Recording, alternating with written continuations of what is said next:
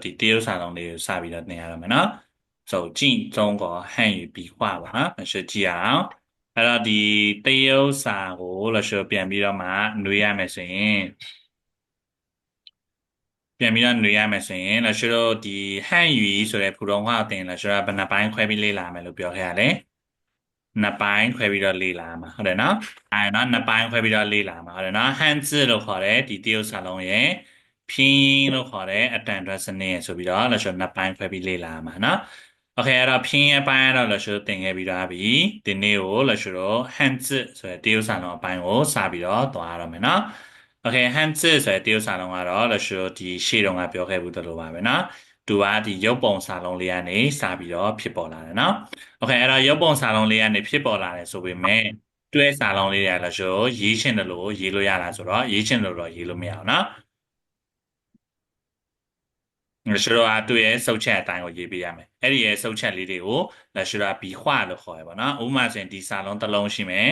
်ဒီစာလုံးတစ်လုံးဖြစ်လာဖို့အတွက်ဆိုရင်လက်ရှိတော့ကသူ့ရဲ့အစိတ်အပိုင်းတေးသေးလေးအများရှိရနော်ဥပမာဒီဟာလေးတွေတို့ဒါလေးတွေတို့ဒီဟာလေးတွေတို့စသဖြင့်ပေါ့နော်အဲ့ဒီအစိတ်အပိုင်းတေးသေးလေးတွေကိုလက်ရှိတော့ကတေးလို့ဆိုရင်ဘီခွလို့ခေါ်ပါတယ်နော်ဥပမာဆိုရင်ဒီလိုလေးမြင်းဖြောင်းလေးဆွဲတဲ့အပိုင်းလေးကိုလက်ရှိတော့ဟန်လို့ခေါ်တယ်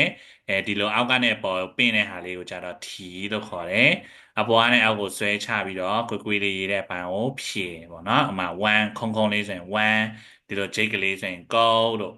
မြင်းဖြောင်းဆွဲတဲ့ဆိုရင်အပေါ်ကနေအောက်ကိုမြင်းဖြောင်းဆွဲလို့ရင်ရှုလို့နော်ပြီးရင်ဒီရဲ့ဘယ်ဘက်ကနေညာဘက်ကိုဆွဲလို့ဆိုရင်နာလို့နော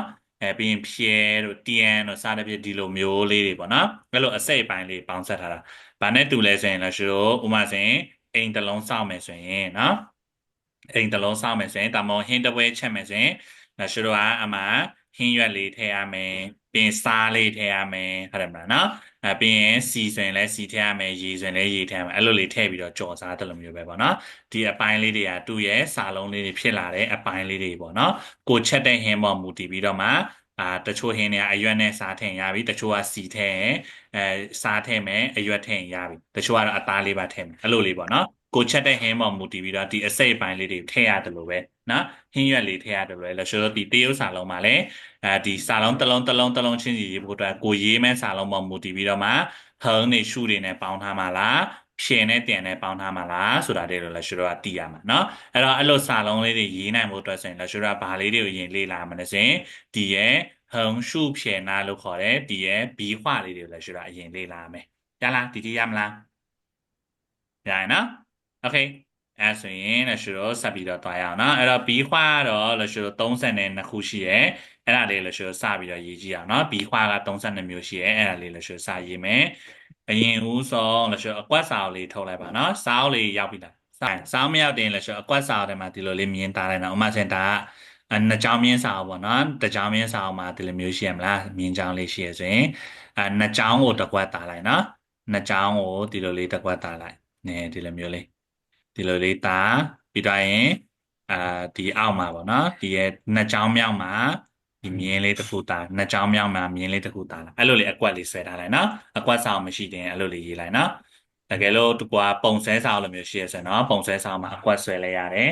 နှစ်ကြောင်းမြင်းပဲရှိရဆိုရင်နှစ်ကြောင်းမြင်းမှာနှစ်ကြောင်းကိုတစ်ကွက်နှစ်ကြောင်းကိုတစ်ကွက်နဲ့ဆွဲလိုက်နော်ဥပမာဆိုရင်ဒါနှစ်ကြောင်းမြင်းဆိုရင်အဲ့လာရှိတော့ခဲတန်လေးနဲ့ဒီလိုလေးမြင်းလေးဆွဲလိုက်မြင်းလေးဆွဲလိုက်နော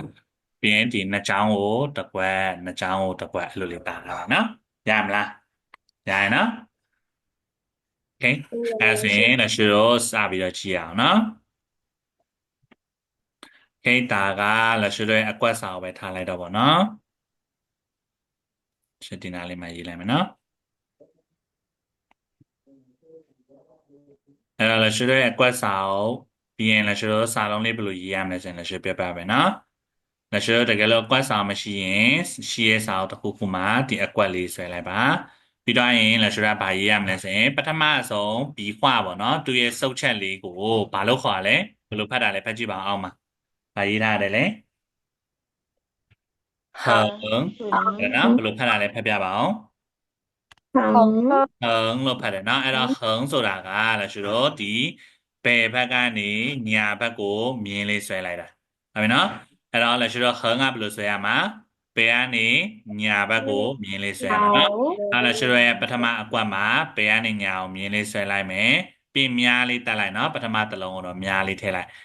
ပြောပြချင်တာပေါ့နော်ပေကနေညာဘက်ကိုလာတယ်ဆိုတာသိအောင်လို့မြားလေးရေးမယ်ပြီးတော့ရင်လည်းရှိတော့ကနော်ဟန်လို့ရေးမယ်sorry လည်းရှိတော့ဖြင်းရေးလိုက်မယ်နော်ဖြင်းနာမည်လေးရေးလိုက်မယ်တွေ့နာမည်ဟန်ဆိုတော့လည်းရှိတော့ဒီမှာနံပါတ်1တက်မယ်ပြီးတော့ရင်ဟန်လို့ရေးမယ်ဟန်လို့ရေးပြီးတော့ရင်မြားလေးဆွဲမယ်ပြီးရင်ဟန်ဟန်ဟန်သုံးခုရေးမယ်နော်ရေးပြီးတော့ရင်ရေးထားတဲ့ဟာကိုဓာတ်ပုံရိုက်ပြီးတော့လက်ရှိပို့မယ်နော်ပြီးတော့အောက်မှာ9ချောင်းချင်မယ်နော်အောက်မှာ9ကွက်ချင်တာပါပြီးတော့လက်ရှိတော့တစ်လုံးရေးမယ်နော်ကဲဟန်လေးရေးကြည့်ပါအောင်ရေးပြီးတော့ဓာတ်ပုံရိုက်ပြီး grid ထဲပို့ရမှာနော်လက်ရှိတစ်ခါတည်းစစ်ပေးမယ်စာလုံးမှန်မှန်တစ်ခါတည်းစစ်ပေးမယ်နော်ကဲလက်ရှိတော့တစ်လုံးဆက်ပြရအောင်နော်โอเคနောက်တစ်ခုကြည့်မယ်နောက်ပြီးခွာနောက်တစ်ခွာဘယ်လိုဖတ်ရတယ်လဲ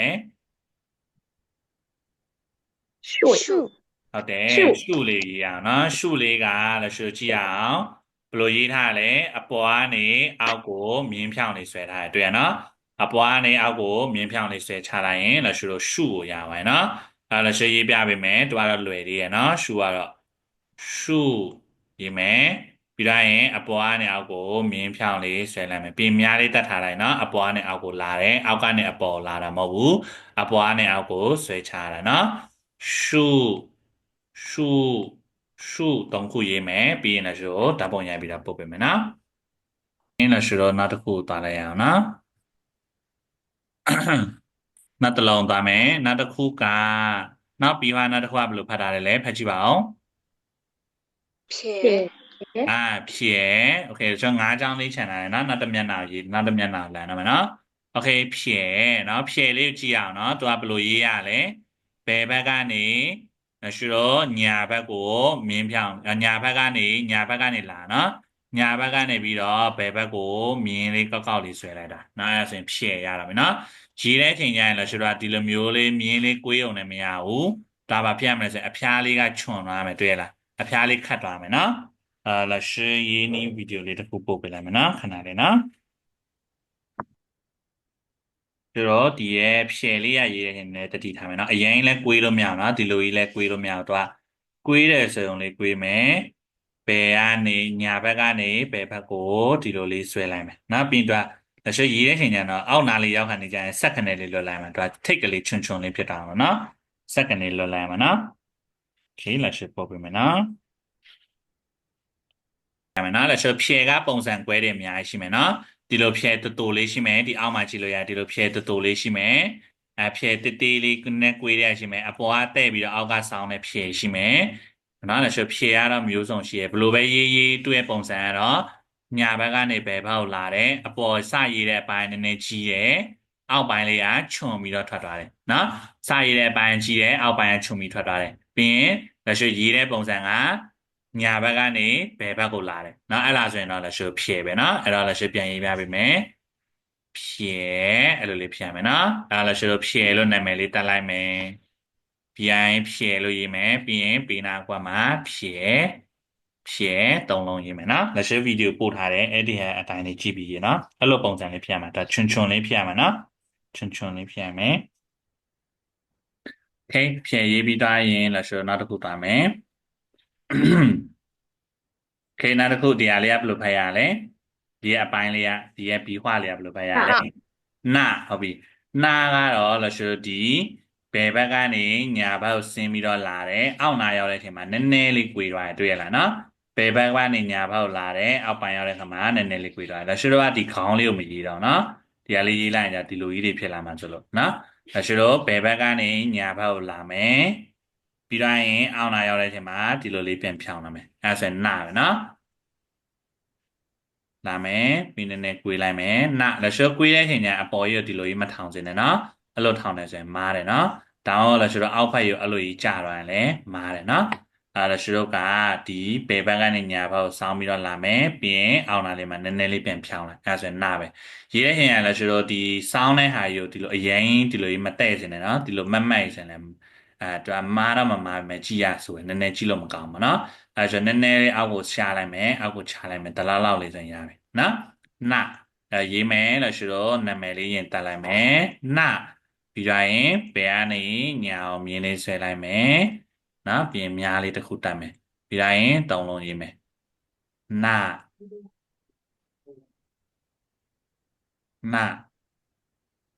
ာအဲ့လိုလေးဖြတ်မယ်နော်โอเคကဲရေးအောင်ရေးပါမရှင်းတော့တစ်လုံးသွားရအောင်နော်ဟုတ်ပြီတရားလေးကဘယ်လိုဖတ်ရလဲ点โอเค点လေးကတော့သူကလည်းဘယ်ဘက်ကနေညာဘက်ကိုလာတာပဲဒါပေမဲ့သူကနှလည်းမျိုးအရှိကြီးဆွဲရမှာမျိုးတော့မဟုတ်သူကထိပ်ပိုင်းလာမှာတိတိလေးပဲသူအဆက်ကလေးလည်းမျိုးပုံစံနေမယ်နော်点ဆိုတာအဆက်ကလေးပဲကျွန်တော်ဒီလောက်လေးရင်ရပြီ点သူကကွေးတယ်ဆိုရင်လေးပဲကွေးမယ်နော်ဘယ်ကနေညာအောင်လာမယ်မြင်ကွေးတိတိလေးရေးမယ်点ဒါဆိုရေးတဲ့ချိန်ကျမာတတာကဒီလိုမျိုးကြီးဖြစ်တာတတ်တယ်အဲ့လိုရေးစင်တာမာတော့ရနော်ဒီလိုလေးပဲသူကကွေးတဲ့ဆိုရင်လေးပဲကွေးမယ်点点အဲ့လောက်လေးဆိုရရင်နော်点ကြပြီရေးကြည့်အောင်点လို့နာမည်လေးတက်လိုက်မယ်ပြီးတော့ရင်လည်းဆိုရေးမယ်点ကြည့်ရေးကြည့်ပါအောင်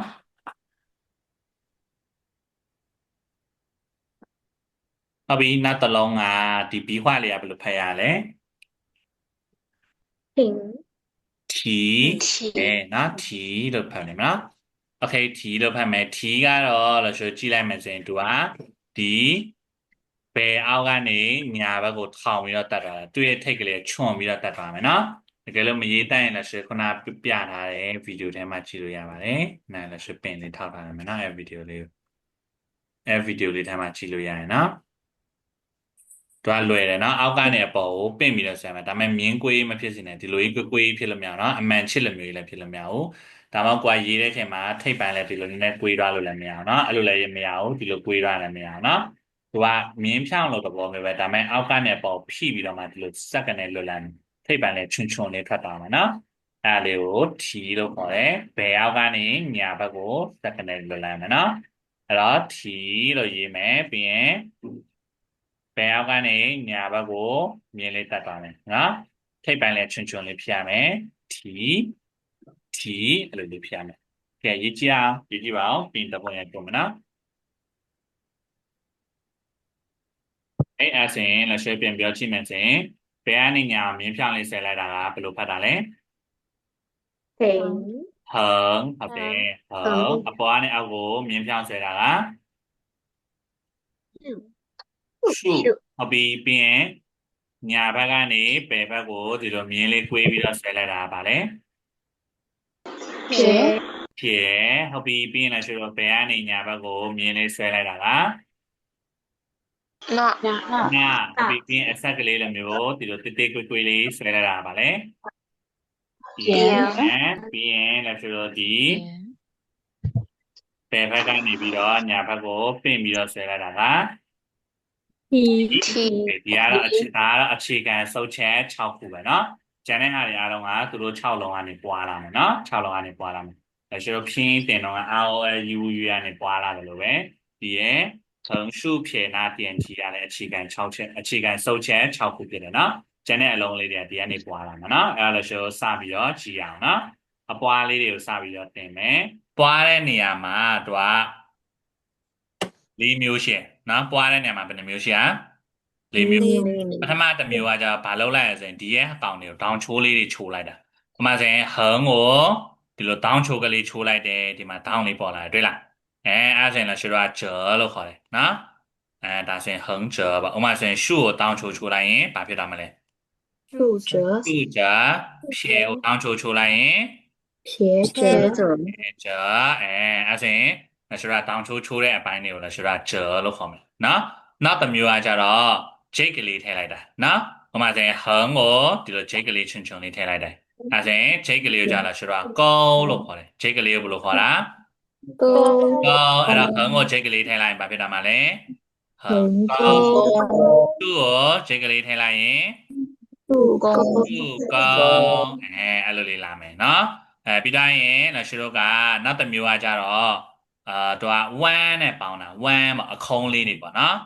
အခုံးလေးပါတဲ့ဟာလေးတွေဒီလိုခုံးလေးဆိုရင်လက်ရှိတို့က1လို့ခေါ်တယ်နော်ဥပမာဆိုရင်လက်ရှိတို့ကရှုရဲ့အောက်မှာ1လေးပေါင်းလိုက်မယ်အဲ့စင်ဒါလေးကပါလေးလဲ ရှုဝမ်း是弯，အဲ့လိုမျိုးလေးလာမယ်နော်ပြီးတော့နောက်တစ်မျိုးကကြအချင်းချင်းပေါင်းမယ်ဘယ်လိုပေါင်းမလဲ是千线包吗？အချင်းချင်းပေါင်းမယ်နော်ဟိုမှာကျရင်ဟင်းနဲ့ဖြေနဲ့ပေါင်းလိုက်မယ်အဲ့ဒါဆိုရင်ဘာလေးဖြစ်တာမလဲဟ横င်း撇ဖြေနဲ့点နဲ့ပေါင်းလိုက်မယ်ဘာဖြစ်တာမလဲဖြေ撇点，စပြီးတော့မှလည်းဆိုတော့ပေါင်းခြင်းက၄မျိုးရှိမယ်ပေါ့နော်ပေါင်းတဲ့ပုံစံက၄မျိုးရှိမယ်折ရဲ့အဲ့ဆိုတောင်းချိုးလိုက်တာ折တောင်းချိုးတာဘယ်လိုခေါ်ရလဲ折တောင်းချိုးလိုက်တဲ့折ရဲ့ဂျိတ်ကလေးထည့်လိုက်တဲ့ကုန်းရဲ့ပြီးရင်အခုံးလေးထည့်လိုက်တဲ့ဝမ်းရဲ့弯，ကျင်းပေါင်းတဲ့ဟ ဖြဲ点ရဲ့เนาะအဲ့လိုမျိုးလေးလည်းဆိုတော့ခွဲခြားလို့ရပါเนาะအဲ့ဆိုရင်အဲ့ဒီအပွားလေးတွေလည်းဆိုတော့စပြီးတော့လေ့လာရအောင်ဒါလေးကတော့လည်းဆိုတော့ပူဒရာအနေနဲ့မှတ်ထားလိုက်ရပြီเนาะโอเคမှတ်ပြီးသားလား回答了没？အဆုံးစပွားတဲ့ဟာလေးကလက်ရှိဘယ်လိုဖတ်တာလဲနာမည်လေးရင်ပြောပါအောင်行者ဟန်ဂျာလို့ပြောနော်โอเคဟုတ်ပြီဟန်ကလက်ရှိတီးပြီးသားပဲဘယ်ဘက်ကနေညာဘက်ကိုမြင်းလေးဆွဲလိုက်တာဟုတ်တယ်နော်ဒါဟန်အခုကဘာလုပ်လိုက်ဆိုရင်အဲဟန်ကိုတောင်းချိုကလေးချိုးလိုက်မယ်ဒါဒီလိုလေးဖြစ်တာမယ်ပေါ့နော်ဟန်တောင်းချိုလေးချိုးလိုက်တော့ဂျာလေးဖြစ်တာလေအဲဒီရဲ့ဟာလေးကဟန်အဲ့ဒါလေးကိုမှတောင်းချိုလေးချိုးလိုက်တယ်ဆိုတော့ဂျာဖြစ်တာလေဟန်ဂျာပေါ့နော်โอเคပြန်ရေးပြပေးမယ်横当初你出嚟တော့折橫折然後橫折ကလည်းဆိုသူကအမျိုးအစားကွဲလေး၃မျိုးရှိမယ်ဒီလိုမျိုး橫ကအတဲ折ကအတဲတစ်ခုရှိမယ်橫ကအဆောင်折ကအတဲရှိမယ်橫ကအတဲ折ကအဆောင်ရှိမယ်လည်းဆိုတော့橫ကအတဲ折ကအတဲအဲ့လေးရေးလေးကျင်းလိုက်မယ်နော်橫ကအတဲ折ကအဆောင်ရေးလေးကျင်းနေရရနော်၃မျိုးရှိရဲဒါလေးကတော့ကိုယ့်ရဲ့ note ဆောင်မှာဖြစ်ဖြစ်ကိုရေးမဲ့စာလုံးမှာဖြစ်ဖြစ်မှတ်ထားလိုက်ရပြီနော်အဲ့တော့အမျိုးအစားကွဲ၃မျိုးရှိရဲအဲ့လေးမှတ်ထားမယ်နော်အဲ့တော့ဘယ်လိုမျိုးပဲရေးလက်ရှိတော့ဘယ်ကနေညာမြင်းလေးလာမယ်ပြင်းတောင်းချိုလေးချိုလိုက်ဆိုရင်ဒါဟန်ဂျပဲဟုတ်ပြီနော်โอเคအဲ့ဒါဆိုရင်လက်ရှိတော့ရေးမယ်ဟန်ဂျလို့လက်ရှိတော့နာမည်လေးရင်တက်လိုက်မယ်ပြီးတော့ရင်ဟန်ဂျမြားလေးတက်လိုက်အောင်နော်လက်ရှိတော့သူကတစ်ခါလေးရေးရမယ်နော်ဒီလိုရေးမှဒီလိုဆက်ရေးလို့မရအောင်နော်အဲ့ဒါဆိုရင်ဟန်ရှူဖြစ်တာလိမ့်မယ်နော်ဟန်ဂျရေးမယ်မြားလေးတက်မယ်ပြီးရင်ဟန်ဂျဟန်ဂျသုံးခုရေးပြီးတော့ပို့မယ်နော်ရေးတဲ့အချိန်ကျရင်တတိထားမှာလဲဆိုတော့ဒေါင်းလေးကဒီလိုဒေါင်းကျယ်ကြီးတွေမဖြစ်တာစင်တယ်နော်ဒါဒေါင်းကျယ်မရှိဘူးဒေါင်းကျယ်မရမယ်နော်ဒီလိုကြီးတွေဖြစ်လို့မရအောင်နော်ဆိုတေချာလေးရေးရအောင်နော်ကဲရေးပါရေးပြီးတပုံရိုက်ပို့မယ်လက်ရှိတစ်ခါလေးစစ်ပေးမယ်နော်ကဲနောက်တစ်ခုတရားလေးကဘယ်လိုဖတ်ရလဲပြပါပါအောင်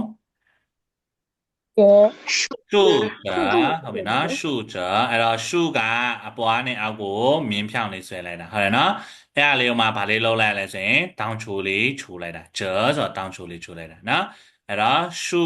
ကြအဲ့တော့ဒီလိုပုံစံလေးတွေ့ရင်အပွားနဲ့အောက်မြင်းဆွဲလိုက်ဆိုတော့ရှုတောင်းချိုလေးချိုလိုက်ဆိုတော့ကြရှုကြမှတ်ထားမယ်နော်ဒါအဲ့လိုလေးပဲနော်လဲဆိုတော့ဒီကြဆိုတာတောင်းချိုချိုတာပြောတာနော်အဲ့တော့ရှုကြရှု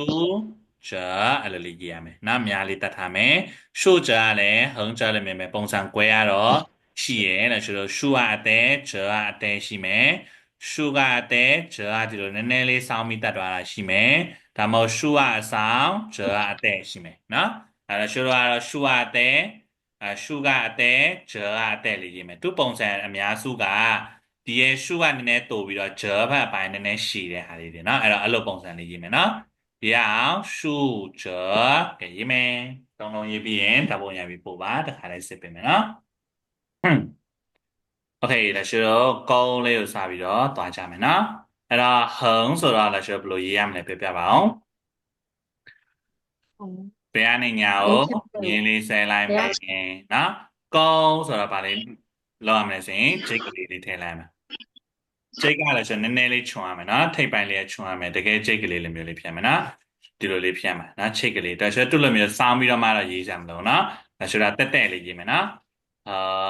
ပြီးဂျိတ်ကလေးထည့်လိုက်မယ်ကောင်းဂျိတ်ကလေးချွန်းချွန်းလေးဖြတ်မယ်နော်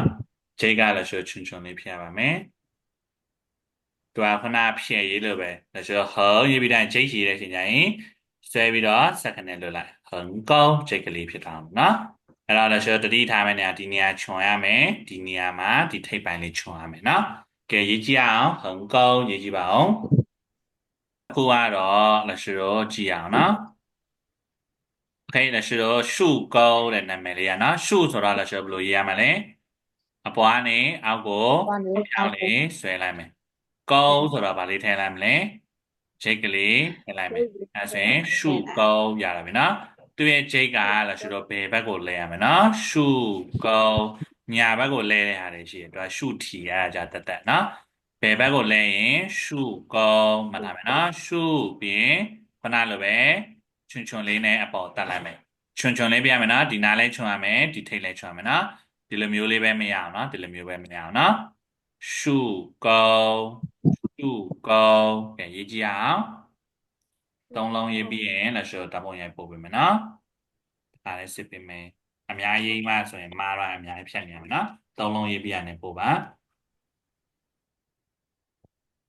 โอเคနာမည်လေးရင်ဖတ်ကြည့်ပါအောင်နာမည်ကဘယ်လိုဖတ်တာလဲလဲ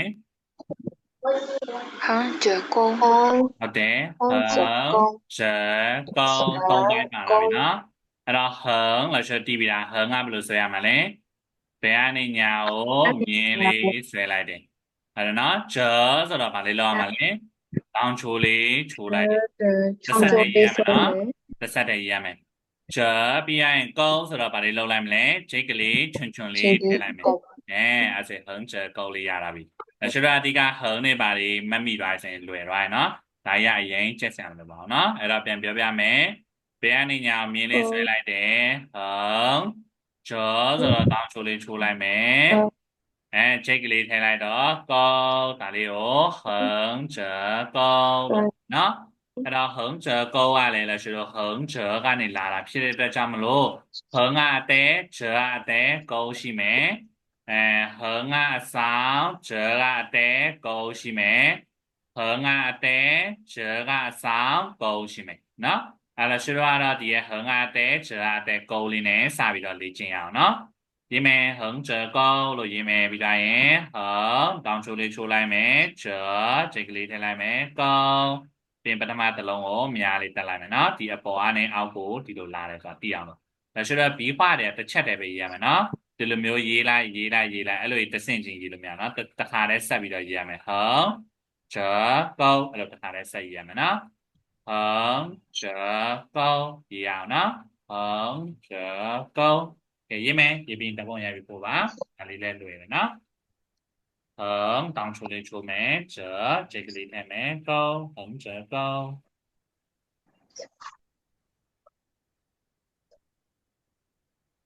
ကဲနောက်တစ်ခုဒါလေးကဘယ်လိုဖတ်ရလဲပြပြပါအောင်နာမည်လေးရင်ဖတ်ကြည့်ပါအောင်ဘယ်လိုရေးရတယ်လဲ树ဂျေကောအဲ့တော့အပိုင်းလေးပါမယ်နော်ရှုအရင်ရေးမယ်ပြီးဂျေတစ်ချက်တောင်းချိုးချိုးမယ်ပြီးတော့နောက်တစ်ခေါက်ဂျေနောက်တစ်ချက်တောင်းချိုးချိုးမယ်ပြီးတော့မှကောဂျိတ်ကလေးထည့်လိုက်မယ်နော်အဲ့တော့ရှေ့ရေးပြပေးမယ်ရှုဆိုတော့အပွားနဲ့အောက်ကိုမြင်းလေးထည့်လိုက်မယ်နော်ရှုဂျေဆိုတော့တောင်းချိုးလေးချိုးလိုက်မယ်ဂျေဆိုတော့နောက်တစ်ချက်တောင်းချိုးပြန်ချိုးမယ်ပြီးကောဆိုမှဂျိတ်ကလေးထည့်လိုက်မယ်ဒါလေးကရှုဂျေကောပဲဒါပေမဲ့ရှုဂျေကောအများစုကလည်းရှုတော့စောင်းပြီးတော့ရေးရတယ်နော်ရှုလေးနည်းနည်းလေးစောင်းမယ်ပြီးရင်ဂျေနောက်တစ်ခါဂျေပြီးရင်ကောဒီမှာတတိထားမယ့်နေရာကတော့လည်းရှုဒီစောင်းနဲ့ဒီရဲ့ရှုနဲ့ဒီရဲ့ဒီဘက်ကဒုတိယဂျေနဲ့အပြိုင်လေးဖြစ်နေမယ်နော်အဲ့တော့ဘယ်လိုမျိုးလေးပြောချင်တာလဲဆိုရင်လည်းရှုရေးတဲ့အချိန်ကျရင်ရှုကအသေး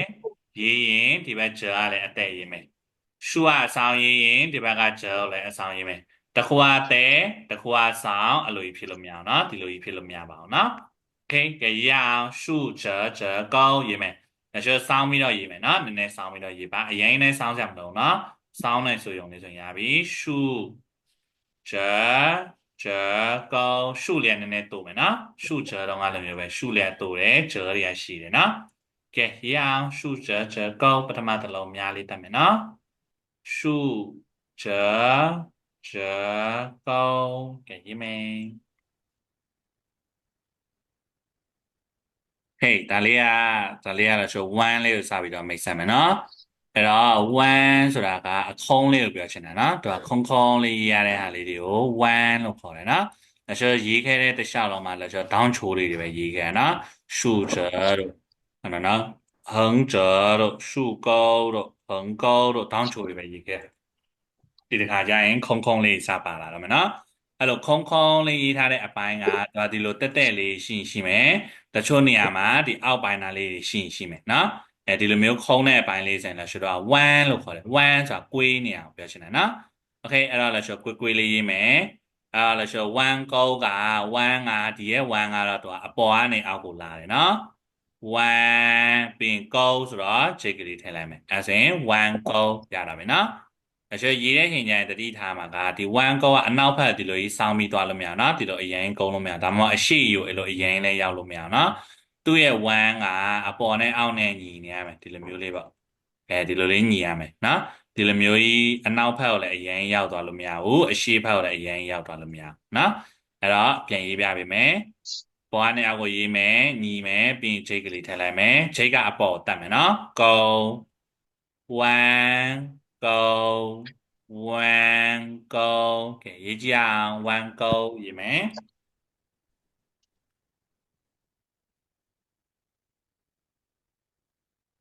ကဲဒါလေးကဘယ်လိုဖတ်ရလဲနာမည်လေးရင်ဖတ်ကြည့်ပါဦး树汪 โอเคရှု1အဲ့တော့ရှုနဲ့1နဲ့တခါလဲပေါင်းပါဗောနော်လက်ရှုဒီလိုကြီးတော့ပေါင်းလို့မရဘူးဗောဟုတ်တယ်မလား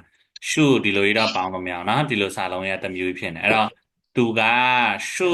ပြီးရင်လက်ရှုကဒီဂျောတော့ကဒီဘက်ကိုတောင်းချိုလေးချိုလိုက်မလားဒီမှာတောင်းပုံစံလေးပေါ်ရလေ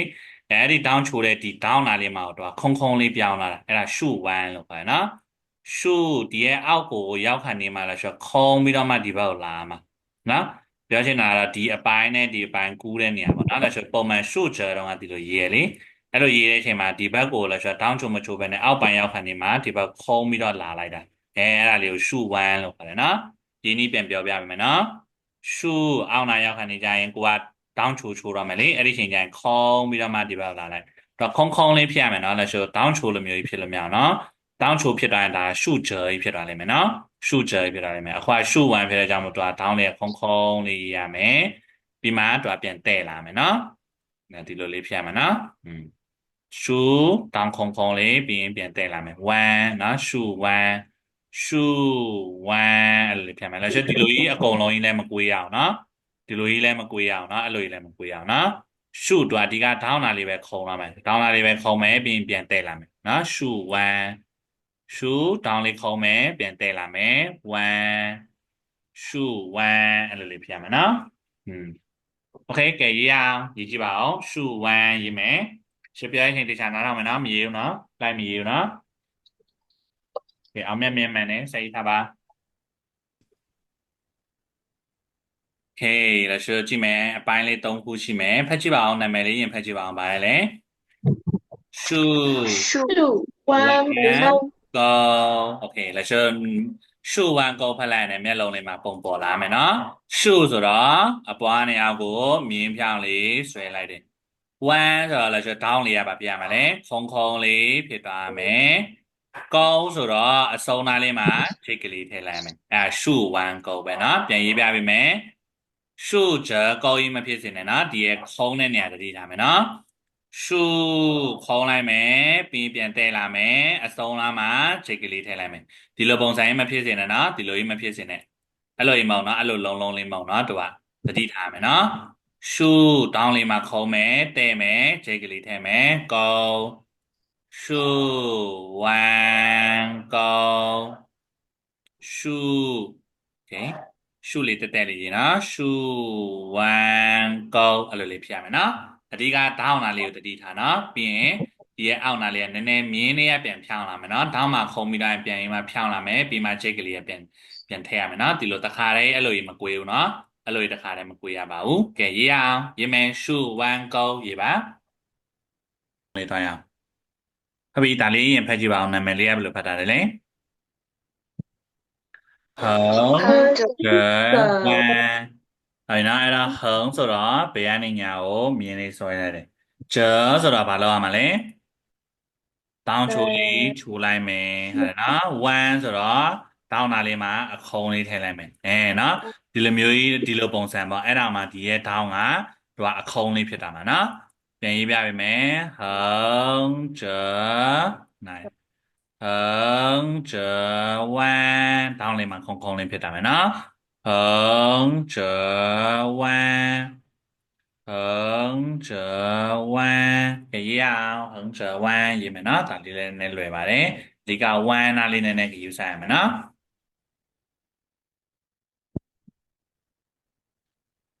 โอเคလက်ရှိတော့ဒီနေ့တော့ဒီထိပဲရင်တင်ထားလိုက်မယ်နော်အင်စာလေးကတော့လက်ရှိဒီနေ့ဘီခွားဘယ်နှခုတင်ခဲ့ရလဲလက်ရှိပြန်ပြောပြပေးပါဦးဘယ်နှခုတင်ခဲ့ပြီးရလဲ横书撇捺点题题了6ခု横折9ခု竖折10ခု横勾9ခု竖勾10ခု係နော်ပြီးတိုင်း橫折勾17竖折勾12彎勾13竖彎14竖彎勾15ပြင်橫折彎16ခုပြင်ပြီနော်โอเคအဲ့ဒါနဲ့ဆိုတဝက်တော့ပြီးသွားခဲ့ပါနော်မနေ့ပြန်ကြရင် channel တဝက်ကိုဆက်သွားကြမယ်နော်โอเคအဲ့တော့ဒီနေ့အင်စာကတော့လက်ရှိဒီရဲ့ဒီ9ချောင်းရေးရတဲ့ဟာကို9ချောင်းရေးရတဲ့ဟာကိုအရင်ပြီးအောင်ရေးပြီးသားရင်လို့ဆိုတစ်လုံးကိုနောက်ထပ်3ချောင်း3ချောင်းစီထပ်ရေးထားပေးပါရေးပြီးသားရင်ဓာတ်ပုံရပြီးတော့ group ထဲမှာထပ်ထားပေးပါရမလားရလားနိုင်နော်ဒီရဲ့横折弯勾横竖勾အဲ့ဒါလေးတွေကိုလက်ရှိလို့အဲ့ဒီ9ချောင်းရေးတဲ့ဟာမပြီးသေးရင်လေအဲ့ဒါလေးရင်ပြီးအောင်ရေးလိုက်ရေးပြီးသားရင်အင်စာအနေနဲ့ကတော့တစ်လုံးကို3ချောင်း3ချောင်းစီပြန်ရေးထားအဲ့ဒါရေးထားတဲ့ဟာလေးကိုဓာတ်ပုံရပြီးပို့ထားပေးတေချာလေးရေးမယ်နော်ရမလားရရင်နော်ရပါတယ်老师အဲ့ဒီနေ့တော့တလောက်ပဲနော်မနေ့မှကြာရင်လည်းလက်ရှိလို့9နိုင်မှာပြန်တွေ့ကြမယ်အားလုံး再见再见老师好再见谢谢你们再见再见福报让学习变得简单快乐